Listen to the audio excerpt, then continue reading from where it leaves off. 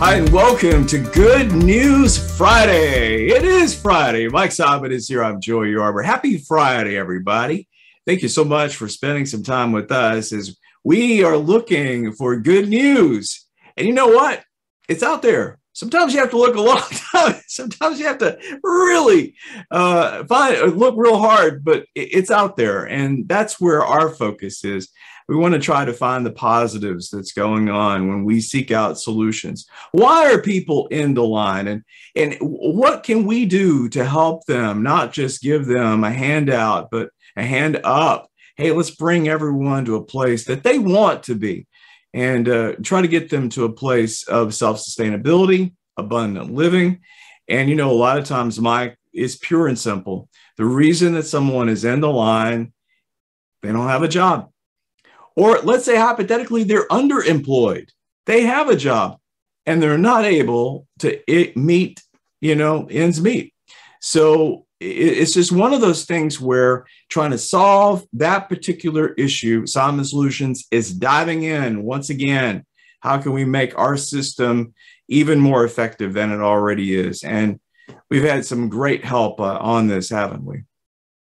Oh, and it gets really exciting, Joey, because we don't put anything in the CharityTracker that we think everybody will like. We only put in there what people are asking. That's well said. And the people who are asking for it are those who are on the front lines. Truth. Dealing with poverty and hunger and unemployment and underemployment. They're on the front lines. Yeah. And they see the people. And they're just really trying to help people, do more than just get a hand out. They really do want to help them get a hand up to a better quality of life. And so, we've recently had one of our networks, one of the more thriving networks in Huntsville, Alabama, and they're doing great. And they asked us to put another module inside CharityTracker so that the people who are in workforce development can post jobs. Yes. That, a caseworker can see and then tell their clients about it. And I thought that's wonderful. And here it is. We're trying to meet the need of bridging that gap. And there's a huge gap between human development and community development.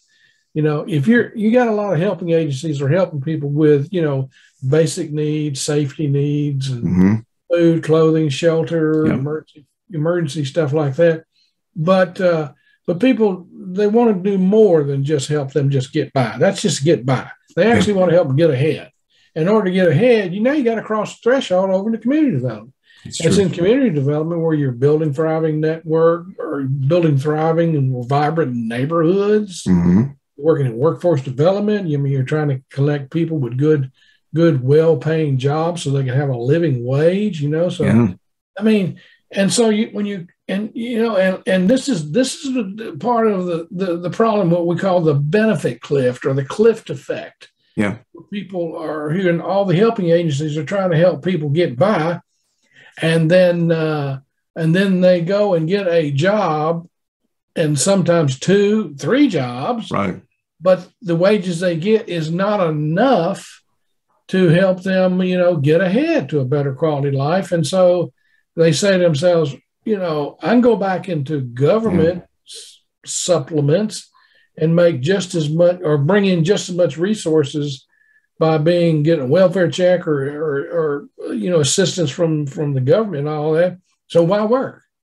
And it really is, it's deflating. And people will say, now wait a minute, there's a problem right there, with the person. Well, yeah, there is a problem. But when you want to solve this problem, and the way you solve the problem is you get all the people who are working in helping agencies to work together, those who are working in community development. And you bring together a hand-in-hand partnership where now we're streamlining that process. And that's what we call the transformation roadmap. And I know people are thinking, can that really happen in a community? We're here to tell you, yes, it can. Yes, it can. So we've got communities that are experimenting with it, but we're really looking forward to the days because people are taking our tools and they are innovating with them in such a way. And we get excited because we say, oh, keep going. You're doing that very thing that's going to make such a difference in people's lives. in your community. We applaud you. Keep going, keep going. And then you keep saying, well, Mike, how in the world are you ever going to get to the point where we can do this, what you talk about, comprehensive coordinated care? And it's really not rocket science. It's really just a simple act of getting to know those who are wanting to help others in their community, coming together and have a conversation, a community conversation, not one on single focus, because it's the single focused approach that's hurting the helping systems and communities. If they'll simply move from, and the guys who talk about collective impact for years, they said, most communities are working in what we call social, isolated social intervention. Okay. Yeah. The best thing we do is maybe put a Band-Aid on the approach. Mm-hmm. Broadcasting. Yeah. Sorry. Hey, Kim. Hi. It's okay. So, and then the collective impact people say, no. If you would just simply talk with each other, collaborate, come up with some innovative solutions that can streamline that process all the way through. But you're going to have to learn how to work together. There it is, Joey. You're going to have to learn how to work together. And how do you start with that? Good communication, building trusting relationships, and it will happen. I and Joey guarantee you do this, it will happen in your community. Mike, when we talk about actually getting into why someone is in the line, we've got to address some of these issues. And sometimes it gets personal. Let's face it, it gets into some area that a person may not necessarily be comfortable in talking about. But ultimately, if we really do have a hope of getting someone out of that line, of getting someone the real true help that they need, we must address as to what brought them here in the first place. What occurred to where you weren't able to do what it is that you want to do. And, some of the happiest people that I know are those that they're self-sustainable. They pull themselves up by their own bootstraps. They make things happen. And it empowers them. It gives them that confidence to be successful, and more confidence creates more confidence. And the great stories that we have of so many people that have come through poverty. Well, you know what? Work was involved in some way. It was an employment type challenge that they had, whether it was that they just couldn't find the job to get them enough money. But what was necessarily there to make that happen? Well, it involved training to get them to the job that would then give them that kind of income. But the training was an essential part, and that was a step by step, and that was guided sometimes by agencies that saw all this and working with those clients to get them the kind of training that they need. Sometimes tuition was necessary to help them out with the tuition part, the books. But that's really what we're talking about, is solving that issue there with employment and being able to empower someone to be what it is that they ultimately want to be. And frankly, man, we have, I don't know how many testimonials of this occurring within our communities. And you hear these agencies as they work with these. There are a lot of companies out there that are looking for people.